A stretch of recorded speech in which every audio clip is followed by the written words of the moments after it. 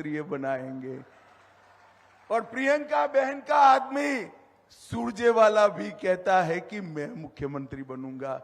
अरे भाई, आपकी स्थिति ऐसी है, एक परिवार नई भैंस खरीदता है, भैंस तो अभी गांव के बाहर है, भैंस लाना है, उसको चारा खिलाना है, दूध बनाना है, दूध में से दही बनाना है, फिर मक्खन बनाना है और मक्खन में से घी बनाना है। भैंस अजी गांव के बाहर है और एक घी के लिए अंदर अंदर झगड़ा कर रहे। ये हरियाणा का विकास नहीं कर सकते। हरियाणा का विकास केवल और केवल नरेंद्र मोदी कर रहे हैं। भाइयों बहनों, मैं आपको बताने आया हूं, ये राहुल बाबा झूठ बोलने की फैक्ट्री है। एमएसपी करते हैं। राहुल बाबा, एमएसपी का पूरा अर्थ मालूम है क्या? मालूम है क्या? रबी में कौन सी फसल होती है, खरीफ में कौन सी फसल होती है, मालूम है क्या? क्या एमएसपी करते हो? मैं बताने आया हूं, पूरे देश में कांग्रेस की कई राज्यों में सरकार है, एक भी राज्य 24 फसलों को एमएसपी पर नहीं खरीदता। हमारा नायब सिंह सैनी अकेला 24 फसलों को खरीदता है। भाइयों बहनों, धान का भाव उन्होंने 1310 रखा था, हमने 2300 करा और सैनी जी को मुख्यमंत्री बना दो, हम 3100 रुपया धान खरीदने का काम करेंगे। गेहूं का भाव उन्होंने 1400 रखा था, मोदी जी ने 2275 करा। बाजरा 5600 रुपया करा और सरसों भी 5700 रुपये में खरीदने का काम ये भारतीय जनता पार्टी कर रही है। मैं हरियाणा में जहां जहां जा रहा हूं, अभी महेंद्रगढ़ से आया, मुझे बाजरा दिया। मैंने बोला बाजरा क्यों दिया भाई?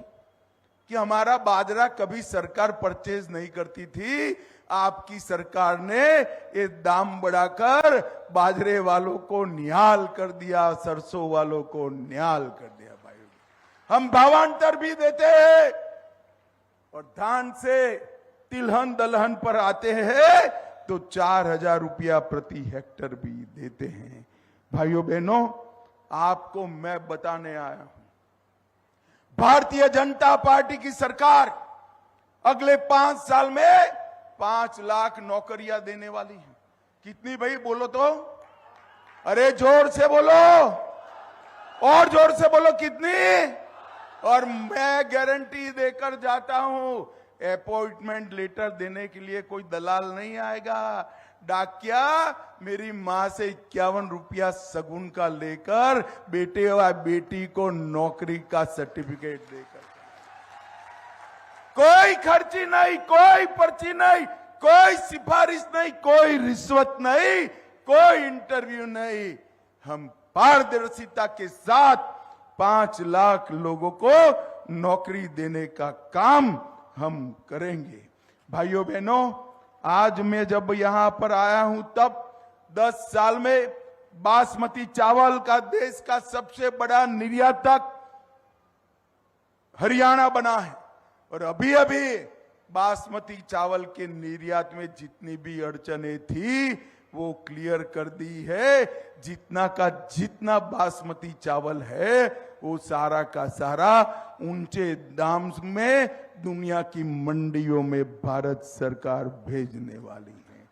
गांव में लाल डोरे में मालिकाना हक हरियाणा ने दिया, पढ़ी लिखी पंचायतें हरियाणा ने दी, माताओं बहनों को 50% का आरक्षण हरियाणा ने दिया, सभी घरों में गैस का सिलेंडर हरियाणा ने पहुंचाया, सभी घरों में शौचालय 10 साल में भारतीय जनता पार्टी में पहुंचाया, खर्ची पर्ची के बगैर नौकरी दी और हमने किसानों को 2-2 हजार 4-4 हजार मुआवजा भी ज्यादा बारिश का देने का काम हमारी नायब सिंह सैनी की सरकार ने किया। भाइयों बहनों, पीएम किसान के तहत करनाल के 51,000 किसानों को 200 करोड़ की सहायता की। किसान मानधन योजना में 1200 किसान पंजीकृत हो गए हैं। आरोग्य योजना में 8 लाख लोगों को करनाल में 5 लाख तक का इलाज मुफ्त मिल रहा है और 761 करोड़ से मेडिकल कॉलेज की स्थापना की है। 200 करोड़ से 85 किलोमीटर लंबा जींद करनाल हाईवे बना दिया। पीएम स्वनिधि के तहत 80 लाख रुपया हमने रेडी पटरी वालों को दिया और आने वाले 5 साल में करनाल में हम एक औद्योगिक मॉडल टाउनशिप बनाने का काम करेंगे। करनाल यमुनानगर रेलवे लाइन बनाएंगे, विश्वकर्मा महाविद्यालय बनाएंगे, हर गांव में ओलंपिक खेल नर्सरी बनाएंगे, 24 की 24 फसलें एमएसपी पर खरीदेंगे, डायलिसिस और डायग्नोसिस मुफ्त किया जाएगा, 500 रुपये में माताओं बहनों को सिलेंडर मिलेगा, हर बच्ची जो कॉलेज जाएगी उसको स्कूटर मिलेगा और 36 की 36 बिरादरियों के लिए हम विकास कल्याण बोर्ड की स्थापना करेंगे और दक्षिण हरियाणा में एक अंतर्राष्ट्रीय सफारी का भी निर्माण करने का काम ये भारतीय जनता पार्टी, ये कांग्रेस पार्टी ना देश को सुरक्षित कर सकती, ना देश को विकसित कर सकती। ये कांग्रेस पार्टी भ्रष्टाचार, जातिवाद, परिवारवाद और तुष्टीकरण में। भाइयों बहनों, ये राहुल गांधी राम मंदिर का मखौल उड़ाते हैं, कहते हैं हमने राम मंदिर के विचार को परास्त कर दिया।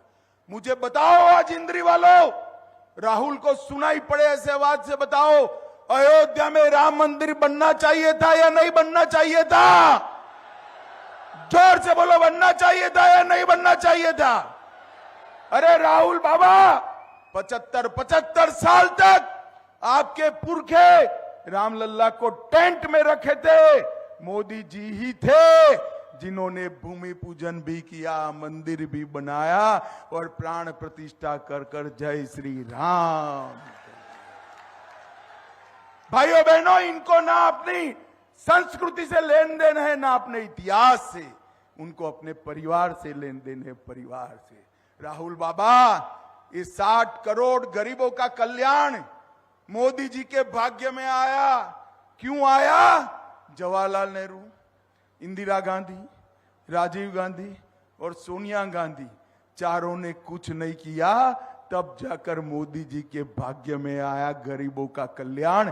आप करते तो हमारे भाग्य में नहीं आता। एक कांग्रेस गरीब विरोधी पार्टी, एक कांग्रेस पिछड़ा वर्ग विरोधी पार्टी, एक कांग्रेस किसान और युवाओं की विरोधी पार्टी। भाइयों बहनों, हमारे सारे प्रत्याशी आपका आशीर्वाद लेने के लिए यहां आपके सामने खड़े हैं। आप एक बार जोर से ताली बजाकर उनको आशीर्वाद दीजिए और प्रचंड बहुमत से जिताइए। मुझे बताओ भाई, सभी की सभी सीट भारतीय जनता पार्टी को जिताओगे? अरे जोर से बोलो, जिताओगे? कमल के फूल पर बटन दबाओगे? नायब सिंह सैनी को फिर से मुख्यमंत्री बनाओगे? मोदी जी के हाथ मजबूत करोगे? तो मेरे साथ दोनों हाथ उठाकर बोलो, जय श्री राम, जय जय श्री राम, भारत माता की, वंदे वंदे वंदे।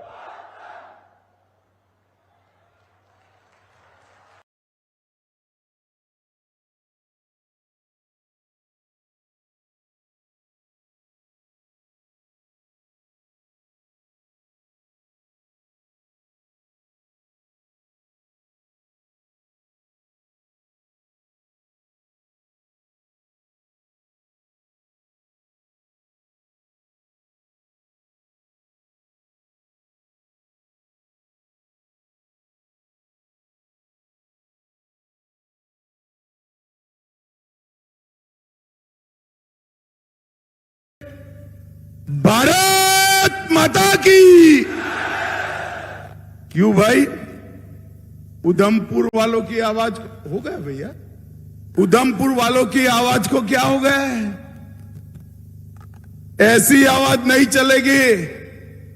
मोदी जी दिल्ली में है, उन तक आवाज जानी चाहिए कि उधमपुर में भाजपा वाले इकट्ठा हुए हैं।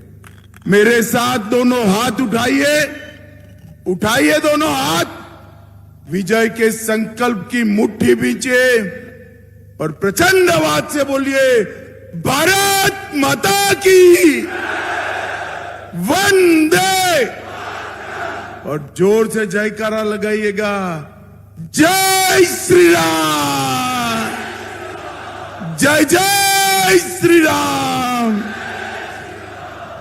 मंच पर उपस्थित श्रीमान जितेंद्र सिंह जी, अरुण कुमार गुप्ता जी, हमारे दोनों प्रत्याशी भाई पवन कुमार गुप्ता जी, रणबीर सिंह पठानिया जी, और आज उधमपुर की ये विराट रैली में आए हुए प्यारे भाइयों, बहनों, माताओं और मेरे जिगर के टुकड़े जैसे युवा मित्रों, आप सभी को राम राम। भाइयों बहनों, सबसे पहले चेनानी जाने में मुझे देर हुई, उधमपुर उतरने में भी देर हुई, मौसम ठीक नहीं था। फिर उधमपुर से चेनानी बाय रोड गया, बाय रोड आया, बहुत देरी हो गई है। आप सबसे क्षमा मांगकर मेरी बात की मैं शुरुआत करता हूं। मगर ये आपका जोम और उत्साह देखिए, यहां से 2 किलोमीटर तो दूर तक भाजपा के फटके लगाकर लोग रोड पर दिखाई पड़ते हैं, और ये पूरे इतने बड़े डॉम में एक भी कुर्सी खाली नहीं है। उधमपुर वालों, आपको सलाम, आपका आभार। भाइयों बहनों, मैं आज डोगरों की ऐतिहासिक भूमि पर आया हूं। सबसे पहले मोदी जी के लिए ताली बजाइए। हमारी डोगरी को मोदी जी ने राज्य की भाषा बनाने का काम किया है। जोर से ताली बजाइए। मैं महाराजा उधम सिंह जी और शहीद कैप्टन तुषार महाजन को भी मनपूर्वक प्रणाम कर मेरी बात कर। भाइयों बहनों, ये भूमि ने भारत के लिए बड़ा संघर्ष किया, और डोगरों का वीरता पूर्वक इतिहास न केवल जम्मू कश्मीर, मेरे प्रदेश गुजरात तक आपकी वीरता के बखान हम लोगों ने बचपन में सुने हैं, बचपन में। भाइयों बहनों, आज मैं यहां आया हूं तब प्रेमनाथ जी को भी याद करूंगा। प्रेमनाथ जी डोगरा ने प्रजा परिषद का आंदोलन चलाया। भाजपा के पहले अध्यक्ष श्यामा प्रसाद मुखर्जी ने एक नारा दिया, इस एक देश में 2 विधान, 2 निशान और 2 प्रधान नहीं होंगे। और उधमपुर वालों, पहली बार चुनाव हो रहा है। यहां पूर्ण रूप से भारत का संविधान लागू हो गया है, लागू हो गया है। पहली बार जम्मू कश्मीर में एक ही निशान, एक ही झंडा, हमारा प्यारा तिरंगा फहर रहा है, पहली बार हो रहा है। और भाइयों बहनों, जो धारा 370 न केवल घाटी, हमारे जम्मू में भी आतंक का कारण बनी थी, वो धारा 370 को समाप्त करने का काम हमारे नेता नरेंद्र मोदी जी ने किया। ये चुनाव पूरी दुनिया बड़े गौर से देखें। एक और 40 साल तक जम्मू कश्मीर में आतंक फैलाने वाले, आतंक के लिए जिम्मेदार एनसी, कांग्रेस और पीडीपी है, और दूसरी ओर आतंक को पाताल तक दफनाने वाली भारतीय जनता पार्टी। एएनसी वाले कहते हैं कि अगर हम आ गए तो धारा 370 वापिस लाएंगे। उधमपुर वालों लाना चाहिए क्या? अरे जोर से बोलो, लाना चाहिए। एनसी वाले कहते हैं हम आएंगे तो फिर से हमारा संविधान अलग करेंगे, करना चाहिए क्या? एनसी वाले कहते हैं, राहुल बाबा कहते हैं